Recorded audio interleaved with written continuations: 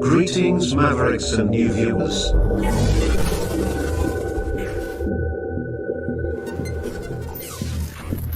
Tonight, direct and live from the Maverick News Network World Studios.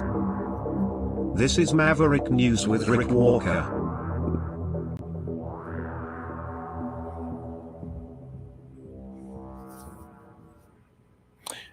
Well, good afternoon, everyone. It is noon, actually 12:04 p.m. We are going live in just a moment to Ottawa, Ontario, Canada, for a news conference with Canadian Prime Minister Mark Carney, who is about to emerge from a cabinet meeting with an update on the Trump tariff war with Canada.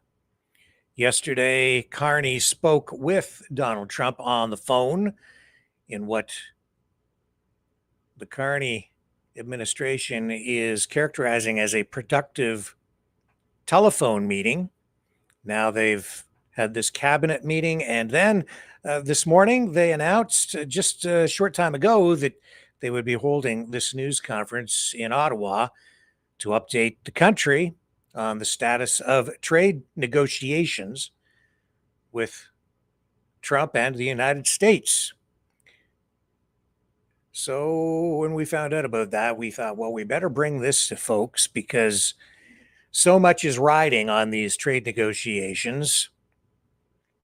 And Canada seems to be really in the crosshairs, really taking it on the chin with the Trump administration with these 35% across the board tariffs. Now, not when I say across the board, we do know that the majority of the items covered in the CUSMA, Canada, US, Mexico trade deal are not affected by that 35% universal tariff on goods entering the United States from Canada.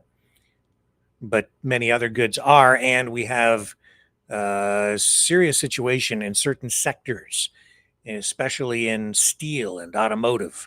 So we should get some sort of an update from Mark Carney. Now, we're told we are now just moments away from the Prime Minister emerging to answer questions from reporters, and I assume he will be giving some sort of an address updating all of us on the status of these negotiations, and then we'll be taking questions from the press corps. So we have the live feed established. It is ready to go. Let's take a very short break. We'll come back on the other side, and Mark Carney should be at the podium with his update on the tariff war.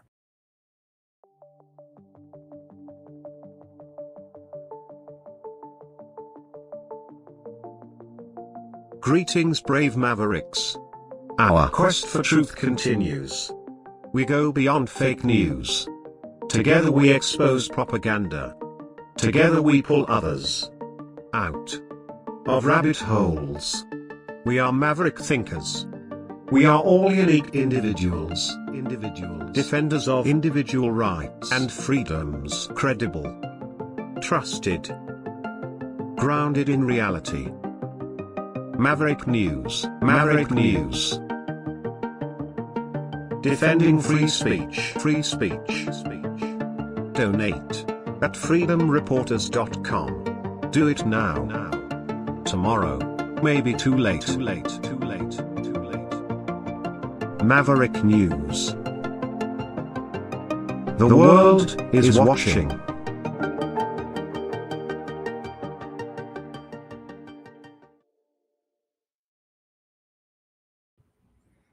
All right, I'm back. Carney's still not there, but we are told we're maybe about 2 minutes or less away from having him emerge to address the nation.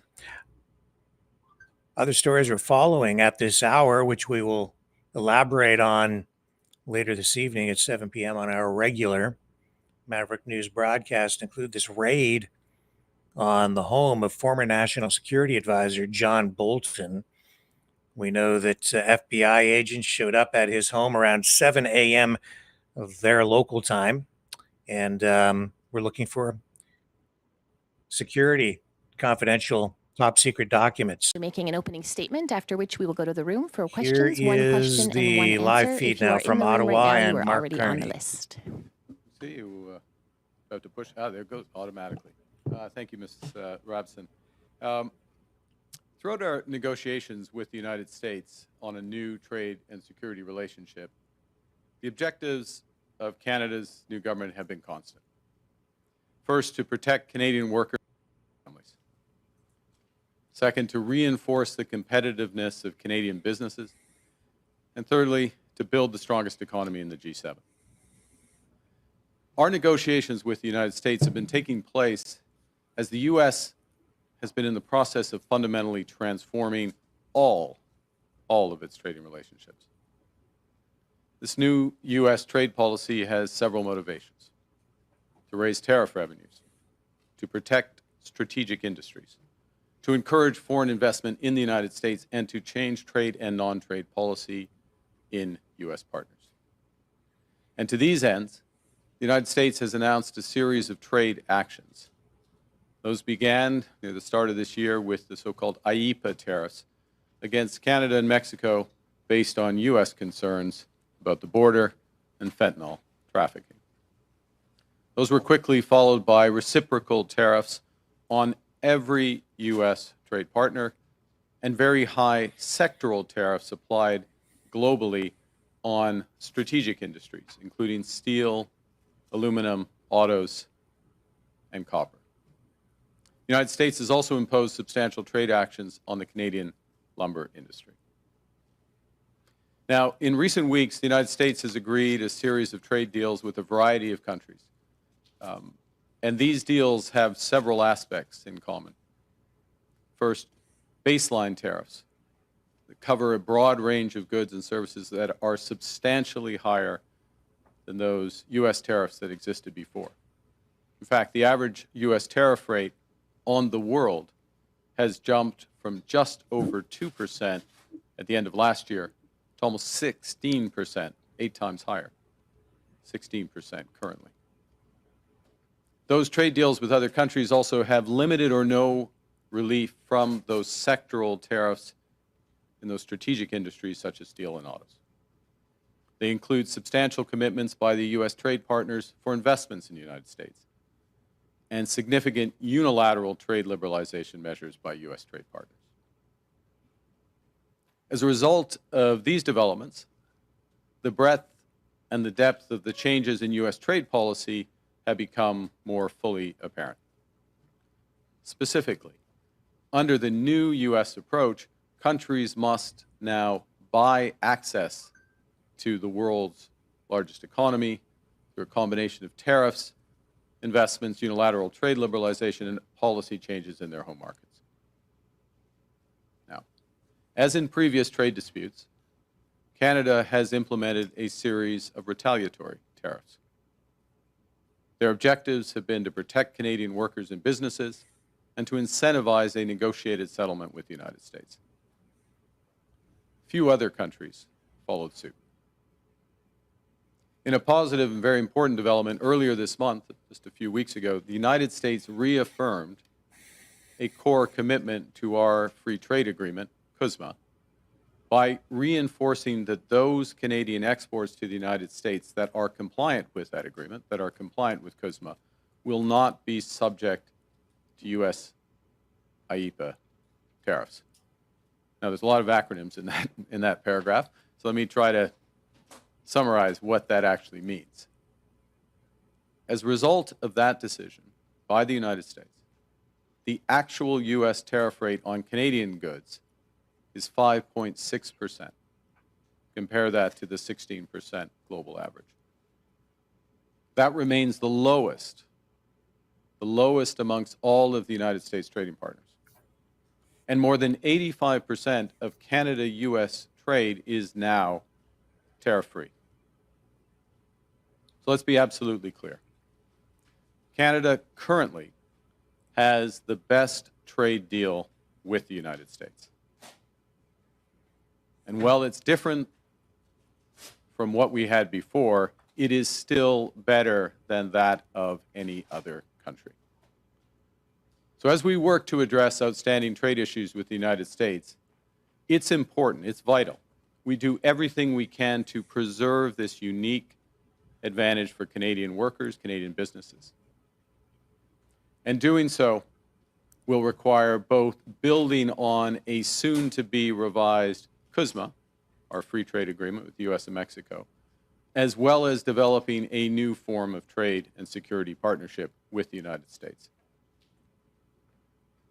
In this context, and consistent with Canada's commitment to CUSMA, I'm announcing today that the Canadian government will now match the United States by removing all of Canada's tariffs on U.S. goods specifically covered under CUSMA. Soyons clairs, le Canada a en ce moment le meilleur accord commercial avec les États-Unis. Oui, il est différent des accords du passé, mais il est déjà mieux que ce que les États-Unis ont conclu. Okay, so I am not sure how significant that is. We'll need to dig into that a little bit, and we'll have more analysis for you on that tonight at 7 p.m. Eastern when we come back with our regular Maverick News broadcast. We'll stick with this because there will be questions. He may have more information when he goes back to English. But to remove all remaining tariffs on goods covered by the CUSMA deal, Canada-U.S.-Mexico trade deal, is a reciprocal move by Canada. Again, I think to maybe just see, I'm just thinking that it might just be optics because I'm not sure how substantive that statement is. I'll need to do some research for you, read more in the trade document, and get more background on this so that I can bring you the right analysis. I don't want to comment prematurely and without the right information.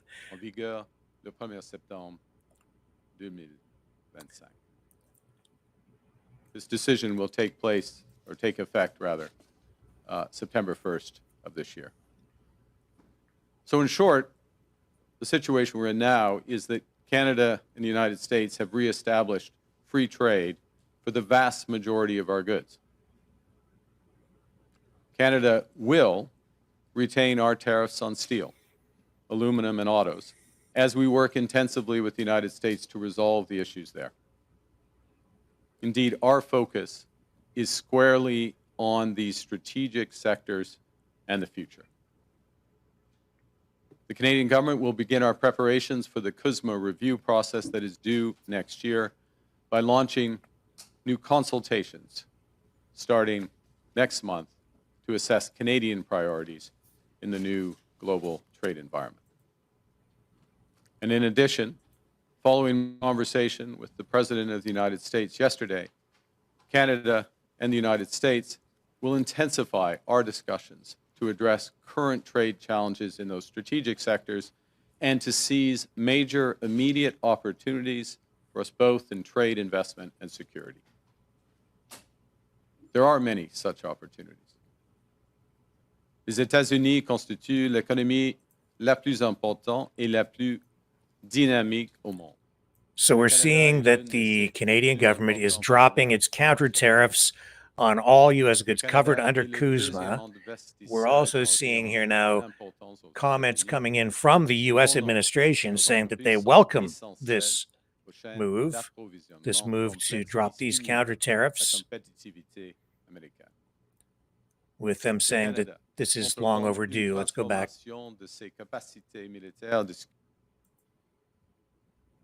We'll go back here to Carney now. Investissements qui créeront de nombreuses occasions d'établir de nouveaux partenariats en matière de défense et de sécurité.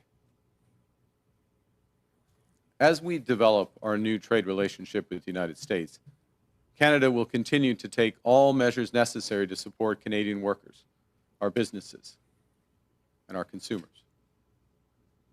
To address challenges in strategic sectors from agriculture to autos, the Canadian government will soon announce a new comprehensive industrial strategy that protects Canadian jobs, boosts Canadian competitiveness, buys Canadian goods, and diversifies Canadian exports. In parallel, we are focused on building our strength here at home, building Canada strong. The Canadian government will soon select the first in a series of new nation-building projects that will connect and transform our economy. We will catalyze investment and create higher-paying careers through our new defense industrial strategy. We'll transform Canadian strategic sectors that are being severely impacted by U.S. trade.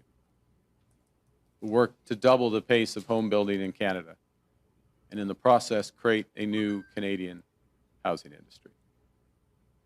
And we will develop new and stronger partnerships throughout the world. For decades, as a result of a series of trade agreements, starting with the Free Trade Agreement of the 1980s, the Canadian and the U.S. economies have become steadily more integrated, continually more deeply connected.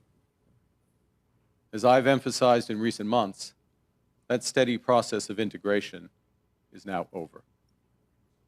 And as a result, some of our historic strengths have become vulnerabilities. We can and must adapt to this new reality. That means concentrating on trade, investment, and security partnerships that preserve our sovereignty. And it means striking new trade deals that are robust to different economic circumstances, different governments, because of the mutual benefits to both countries. In all these ways, Canada will move from reliance to resilience, building our strength at home, developing new markets abroad, creating new opportunities for Canadian workers and businesses as we build the strongest economy in the G7. And with that, I look forward to your questions. Thank you. Thank you, Prime Minister. We will go to the room for one question and one answer. We will have 20 minutes for questions. We'll start with Valérie Gamache from Radio-Canada. Bonjour, Monsieur le Premier ministre. Bon vendredi après-midi. On comprend que depuis le début de l'été, vous avez fait plusieurs concessions. Il y a eu la taxe numérique. Okay, il y a so eu again, le 5% Canada cible de l'OTAN. dropping its counter tariffs Aujourd'hui, il y a on des goods tariffs covered abandonnés. by Avez-vous the des Canada-US garanties de Mexico l'administration trade agreement américaine, just announced que ces by concessions-là Prime Minister pourront Mark en venir Carney? à une entente? That's a significant Cette development, and par all exemple, of branch of sorts being extended to the United States. As this tariff war, this trade war evolves, the counter tariff drop will take effect September 1st, but the negotiations still ongoing. And Carney pointing out that, at least he asserts, that Canada's trade deal with the United States is still the best in the world, with the majority of goods traded between the two nations still covered by CUSMA and virtually tariff-free. So we have a fairly extensive free trading relationship even now with the United States. But CUSMA, the trade deal, negotiated in 2018 by Donald Trump himself. At the time, he said it was the best trade deal ever. Now he says it's the worst trade deal ever, still to be renegotiated next year. Carney now taking questions from reporters in Ottawa. We'll go back there now to the nation's capital and pick up this news conference live with Mark Carney updating the nation on the status of trade talks with the United States. Et de sécurité avec les États-Unis qui concernent les secteurs, ces secteurs-ci, avant la revue de l'ACM. Parce que la revue de l'ACM va prendre 6 mois, peut-être 12 mois, peut-être 18 mois, on verra. Et c'est le moment de régler la situation avec les secteurs stratégiques. Merci. Okay, je pensais qu'on avait juste ça. Et justement, pour l'acier, l'aluminium, ces secteurs clés, quel est le message que vous avez pour les gens de cette industrie aujourd'hui? Oui, aujourd'hui, ouais. Aujourd'hui, on garde encore les tarifs dans ce secteur. Premier point. Deuxièmement, nous venons de mettre en œuvre des initiatives, par exemple pour le secteur de l'acier, la liquidité pour les entreprises, le capital, afin de renforcer la compétitivité des entreprises canadiennes, les nouveaux programmes d'approvisionnement pour l'acier. So we are also seeing U.S. des officials mesures pour les travailleurs weighing in on dans le this secteur already, making de l'acier, statements par that exemple. they are welcoming J'ai fait une this annonce, move by à Canada mon to drop premier, these counter tariffs, Et dans les prochaines, au début de and septembre, saying that they are nous still allons looking forward dévoiler to la stratégie these negotiations with concurrence Canada. The tone there shifting just a bit because we've just seen qui some U.S. sont officials, affectés par la nouvelle including situation tarifaire. the U.S. ambassador to Canada, saying that Canada has been Nous allons nasty to deal nous with soutenons these trade maintenant, negotiations, nous allons and soutenir, les that, of course, ouvriers, has given les ammunition travailleurs, to Mark les Carney's entreprises political dans ce secteur. opponents Ça, c'est who have been using it to attack Kyle him, Duncan, the Canadian especially Press. through social Mr. media. Carney, thank you for taking our questions. Your critics are going to say that this is an elbows down approach, that you're backing down to Trump. What are you gaining by dropping these tariffs? So the first thing to say is, let's be clear. We have the best deal of anyone in the world right now. We have the lowest tariff rate on average, a little over 5.5% versus that 16% average for the world, and in many cases much higher. We have that confirmed in an executive order of the president a few weeks ago. It's important that we preserve that. It's important that we preserve that while we focus on two things: the strategic sectors, steel, aluminum, autos, lumber, and we focus on the upcoming review and likely changes to CUSMA. So we are matching something the Americans have done here first. Okay? And it's very significant. It's unique. We get the benefit. The second thing is, and I'll take your analogy. And I have played some hockey over the years. And there is a time in a game, in a big game, and this is a big game, when you go hard in the corners, your elbows up.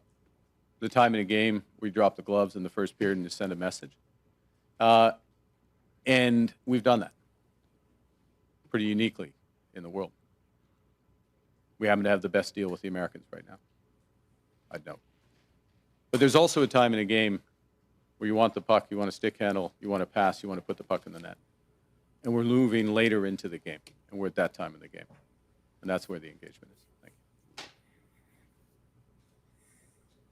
And the German government says that you're going to Berlin next week. Can you tell us why you're going to Europe and what you're hoping to accomplish there? I'm very much looking forward to meeting with the Chancellor, members of his cabinet, a number of German businesses next week, next Tuesday. And it's picking up on discussions that we have had since we first met in Rome and in April, subsequently at the G7 and along the way, about how we can deepen our economic and security partnership with Germany, how we can turn the opportunities that exist already under CETA, our free trade agreement with Europe, but also across broader areas, and how we work and develop those. So I have a broader delegation with the Minister of Natural Resources, for example, will be there. The Minister of Defense will be there. The Minister of Industry will come as well, because there's a broad range of areas from critical minerals to energy and defense and security where we are intensifying our discussions with Germany. Many opportunities. As I say, it started in the spring, moves with this meeting, and we have a good partnership. Canada has a good partnership with Germany. It's been built up over the years, but it can be much, much better. And I'm confident that with this Chancellor and the focus of our government, that it will be. Thank you. Mackenzie Gray, Global. Good morning. Or good afternoon now, Prime Minister. You've dumped the digital services tax. You haven't responded to additional increases in tariffs from the Americans, and now you're removing counter tariffs here with no changes from the U.S. side in terms of how things are going. Why do you think appeasing Donald Trump in this trade war will work for Canada? Well, the first thing is we're matching what the United States has done, what the president has done. We have the best deal of any country with the United States right now. 85% of our trade is tariff-free. We are taking this step, which doesn't include the strategic sectors, but matches what they have done. It's in the spirit of CUSMA, our free trade agreement with the U.S. and Mexico, and it gives a good foundation to build on that. That's the first point. The second is that the President and I had a long conversation yesterday, and we see the opportunity to build on where our relationship already is. There's a host of areas for investment in both our economies, a host of areas on the security side that we can build on, and we intend to advance those discussions as rapidly as possible. So the foundation is very strong. The opportunity is great, and we want to focus on those opportunities both. And I want to emphasize this. I know it's a little complex, but there is a review of CUSMA coming, that free trade agreement. It's due to happen in the spring. Preparation should start now. We're starting our preparations. We're updating our preparations. I'm sure the other parties will soon as well. But we're not going to wait. We don't want to wait for that process for those strategic sectors. It goes back to the earlier question about, Madame's question about the workers and the businesses in steel and the most affected sectors. We're very focused on those right now, taking a number of measures to support them directly in Canada, including Buy Canada, diversification, other aspects. But of course, part of this is getting to a better balance with the United States, and that's the immediate discussions we're having. Pretty much every stop during the election, you referenced elbows up and saying that was going to be the strategy you take with the Americans. You also consistently said that Donald Trump was trying to break us so he could own us. Your new argument today is that Canadians should accept basically the best of a bad deal. What's been the change? Wait. I reject the premise of that question, or your characterization of what I'm saying. We have the best deal with the United States right now. Okay, we have the best deal. Look at the numbers. Our tariff is 5.5%. We have 85% of our goods are free trade. It's not what we used to have. Nobody has a deal with the United States that they used to have. Nobody does. They have fundamentally changed. It's their right. We respect it. They have fundamentally changed their trade policy. They have new objectives. And they haven't just talked about those objectives. They put in place tariffs, and they have signed a series of trade deals, including with the European Union, including with others, that have put those into effect. Okay? So we're in a position where we have held out, not signed a deal that we don't agree with or that we don't think is in the best interests of Canadians, and focused on, and we will remain focused on those strategic sectors to the best interests of Canada first. Of course, America will focus on the best interests of the U.S. But we do so from a position where we're respecting, with this decision, we're respecting our agreement with the United States, and we are matching what they have done. That puts us in a good position for the next phase of these negotiations. Rachel Haynes, CTV. Hi, Prime Minister. Hi. Rachel Haynes from CTV. I'd like to ask you a little bit more about what you're saying about this matching the U.S. deal or what U.S. has put on Canada. In fact, it's only matching the goods under CUSMA, but in other areas, we're not matching the U.S. at all. They have 50% tariffs on our steel and aluminum products, but we only have 25% tariffs in return. Are you going to raise those tariffs to match that? We're not raising those today. We've matched the tariffs on autos, similar structure as the U.S. We do have a difference between our tariff on U.S. steel and our tariff on U.S. aluminum. those are part of the intensive discussions that we're underway right now. Is that something that you'd look at in the future? And also, We will look at, I'll give you three questions. I'll give you a short answer to that, which is that we'll look at everything in the future. I mean, we look at our industry both in terms of how we support their retooling, their investment in the industries, liquidity for today, helping their workers, buying Canadian, diversifying markets, but of course trade policy, including with the United States, is part of that. But we're engaged in discussions with the United States about exactly those sectors. And that's what we want to advance to the benefit of our workers and our economy. and I'll make this extra Take it. follow-up Go quick. very quickly. You're talking about this putting us in a good position in the next phase, presumably the CUSMA negotiations. But as other people have pointed out, we've already folded on the digital services tax. We're taking away these counter tariffs. How is this a position of strength going into those negotiations? We're in a position. First off, I'm in the negotiations, so I have a sense of how the negotiations are. This puts us, and directly the conversation the President and I had yesterday, is that we'll be following up in short order, he and I, on the progress on our discussions. So the teams are engaged, they're re-engaging on this. This helps accelerate that. Look, but it's a negotiation. But there's no guarantees in these things. But the basis of this is we're matching what the United States has done. Okay, we're matching what the United States has done. We're putting ourselves in a position which is consistent with CUSMA, right? And that both clears away an issue with the U.S. The longer it goes on where we're not matching what the U.S. has done. And the U.S., the carve-out, what they call the USMCA carve-out, but effectively is this free trade for 85%. They just made that official. 2 weeks ago, they just made that official with the executive order. So we're responding to that. It's obviously, in our judgment, the right thing to do so we can focus in on those strategic sectors exclusively and also be consistent with CUSMA, where there is going to be, CUSMA in a very different trade environment is going to look different. And what we need to do is to make sure we're focusing in areas that where it's the mutual benefits are very clear. So in other words, the arrangements in strategic sectors are mutually reinforcing. They're mutual benefits. So the agreement supports it, but the economics drives it. And that's the way we move forward. Thank you. So we have time for two more questions. One will be English, one will be French. We'll start with Olivia Stefanovich from CBC.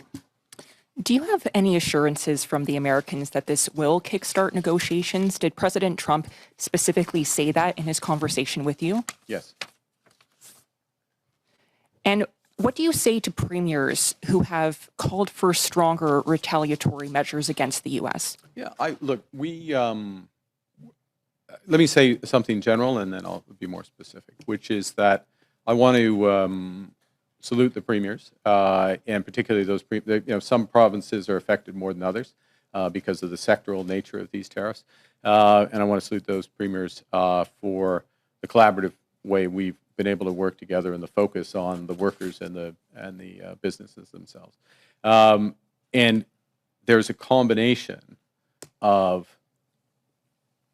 support for the workers and businesses, such as we provided in the steel sector, liquidity, capital, by Canadian at the federal level, at the provincial level across, and working in collaboration, for example, in steel with the province of Ontario. In the end, what we all want is to make sure for those strategic sectors that they get fair access to the U.S. market. And what we're doing, again, is matching what the U.S. is doing. That's fair. It's fair to match what they've done. And it puts us in a better position to focus in on exactly those sectors, work for it. So sometimes, to go back to the earlier question, you drop the gloves in the first period. When you're late in the game, dropping the gloves and taking the extra penalty might not be the best thing to do. And that's the situation we're in now. And our last question will come from Olivier Boisé from TVA. Bonjour, Monsieur le Premier ministre. Bonjour. Vous dites on a la meilleure entente du monde avec les États-Unis. Le Mexique a aussi l'ACEUM. Eux ont eu un sursis de 90 jours pour les tarifs du 1er So, jour. an interesting way to Enfin, put it, notre you know, he's situation est meilleure describing avec these les trade Mexicains. negotiations as being C'est late une in the question game. du montant, These premièrement. comparisons to being in a Et hockey game, the elbows up campaign la slogan critique, being thrown back at du him gouvernement by Mexique, journalists saying, you know, que critics will elles, say that le Mexique this is an elbows est down ont le approach deuxième meilleur or strategy at this prix, point with the Canadian j'ai fait le government calcul, c'est removing these counter tariffs avec, on tu sais, la raison, Canada, quel est US, le Mexico montant trade deal compliant qui aborde products. avec l'ASEAN. C'est But plus grand ici. Carney's saying, Canada, c'est you know, le it's late in the 97%, game. It might not be wise to drop the gloves en effet, c'est and take a penalty at this point in the negotiations. So I don't doubt that there will be criticism exactly as the journalist described. I don't remember which reporter it was that asked that question, but I don't think there's any doubt the social media influencers on the conservative side will certainly come out guns a-blazing this afternoon and into the evening with posts in exactly that vein. Still dealing with French here. Est-ce que vous avez discuté d'un rôle éventuel pour le And it Canada looks dans like les Carney's garanties going to be heading to sécurité qui ont été, Germany as well. And no communiquées à doubt one of the Washington topics of en votre discussion absence? Puis si will oui, be quel pourrait être le rôle the du Ukraine-Russia war. And we've seen, just as of yesterday, another pivot, a strange twist in what Donald Trump had to say and his view on the Ukraine-Russia war. Yesterday, it looked like he was kind of giving the green light to Ukraine to go on the offensive and maybe even attack inside Russian territory. So I will also highlight that tonight at 7 p.m. during our regular Maverick News broadcast. I find it very difficult to read Trump right now because he keeps flipping and flopping and changing direction, and it seems like he changes his mind on all varieties of issues from one day to the next. It's almost like it depends on who he's talking to, who has his ear, what determines what comes out of his mouth. Let's go back to Ottawa now and Mark Carney as he continues to say questions on the tariff war with Donald Trump and the U.S. Ukrainien robuste. Il faut être robuste, l'armée ukrainienne. Mais il faut avoir des garanties sur la terre. Still in French, we'll be going back to English. Sur la mer, oui. Et quel sera le rôle du Canada et puis d'autres pays, et avec une backstop, en effet, avec les États-Unis? Ça, c'est la question, mais j'ai eu des conversations, oui. The Kremlin also saying that they are in no rush.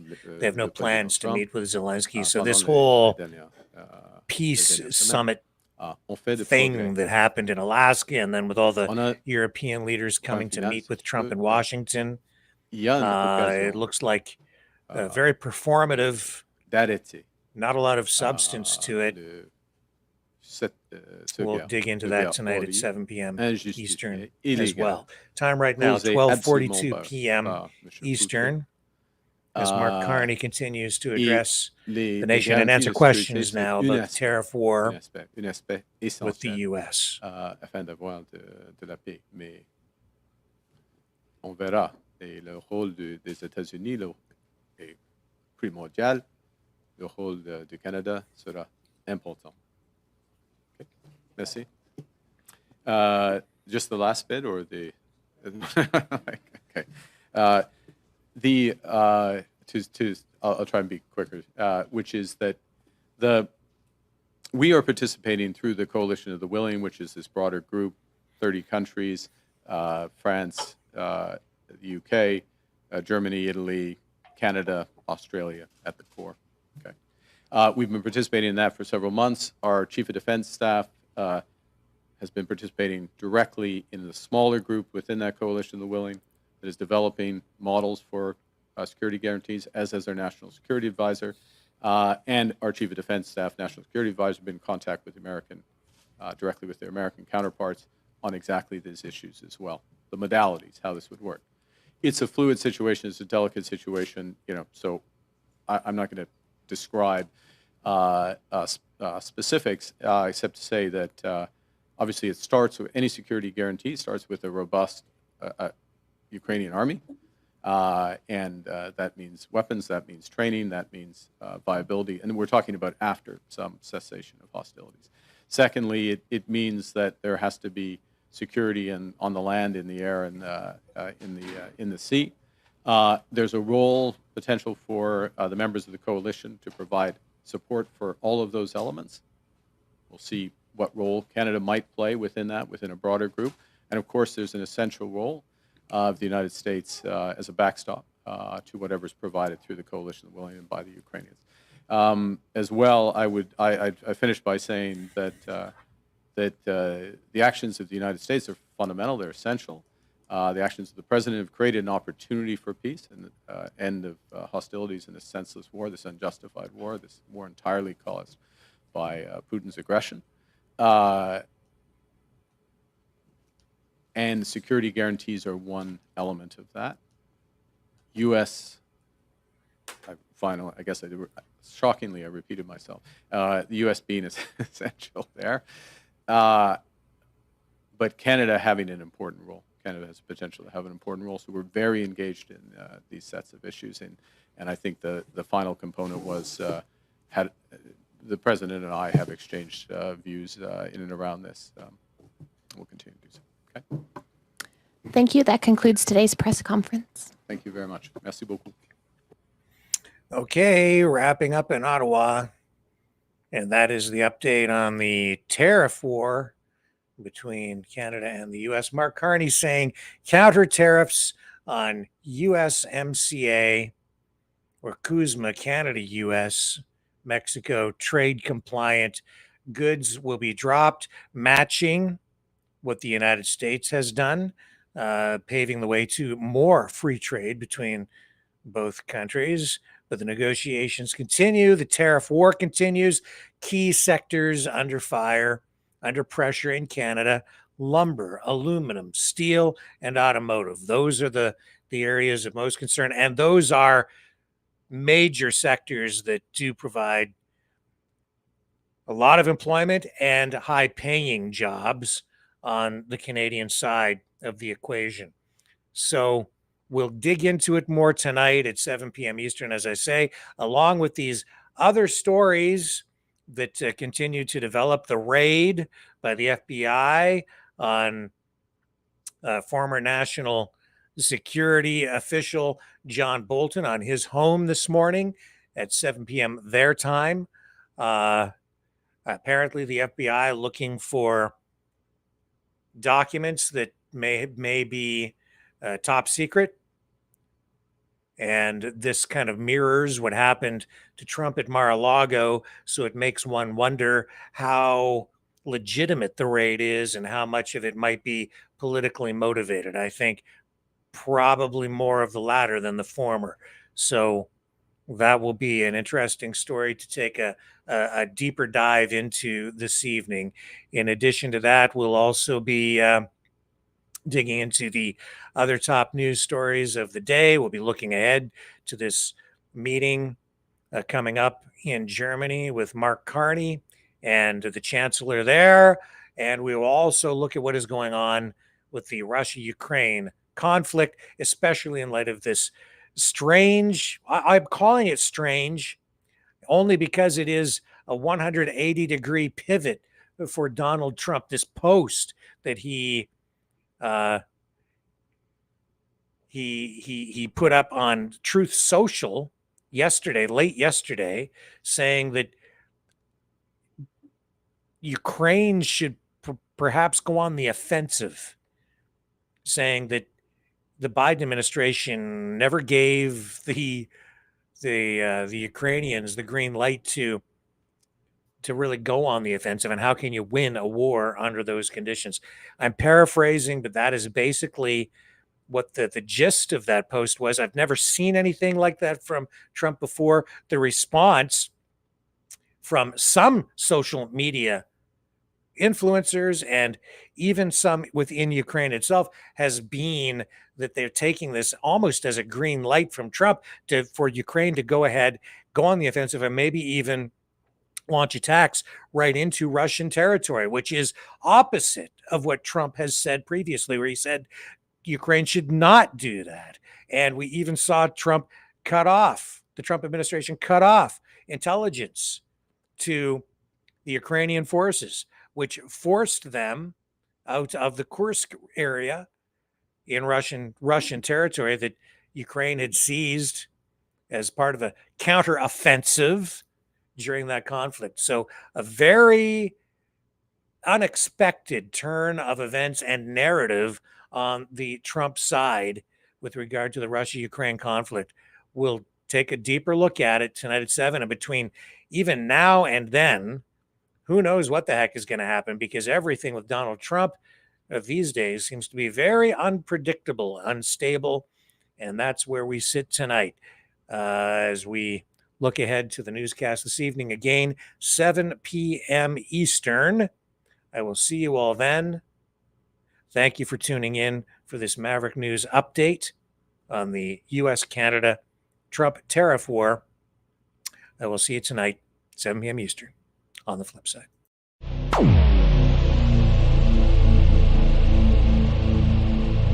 This has been a Maverick Multimedia production.